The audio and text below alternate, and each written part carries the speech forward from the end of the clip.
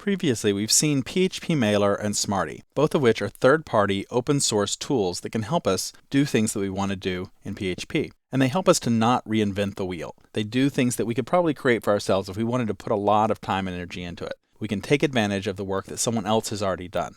We can think of them as being libraries of code that we can call upon. Well, there are some PHP community-supported libraries as well, where we can also find lots of other great extensions and resources. The first of these is Pair. And you'll hear a lot of people in the PHP community talk about Pair. Are you using Pair? PHP Extension and Application Repository is what it stands for.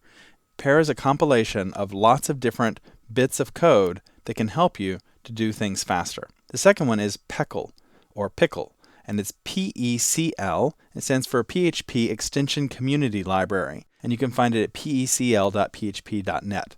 It's very similar to Pair. My suggestion would be to first go to Pair and see if you can find what you're looking for, and if not, then go to Pickle. The kinds of code that you'll find in there include database connectivity, encryption, caching, benchmarking, internationalization. Lots of those kinds of common tasks that developers are faced with writing, they provide for you by just installing these extensions. Now, in addition to libraries, I also want to talk to you about frameworks. Now, you may be wondering, well, what's the difference between a framework and a library? Well, if a library takes certain common tasks that we do often and makes them easier by having code that we can reuse, a framework takes the overall process of web development and makes that something that we can reuse. So for example, when we created our photo gallery class, we created a session class that would allow us to interact with our session. And we had another one called pagination, and another one that was for our database connectivity. Well, frameworks typically handle all of that for you and more. They also usually have predefined places where you put your code. So you put your models in one place, your controllers in another, and your templates or views in a third place.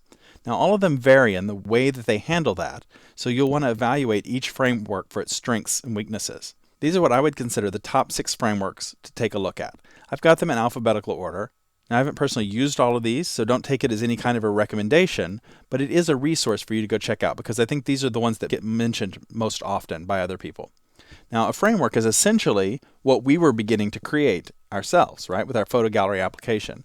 And so you'll have to ask yourself each time, well, is it better to just go ahead and build it myself and reuse parts from old projects I've done, bring in bits from the Pair library?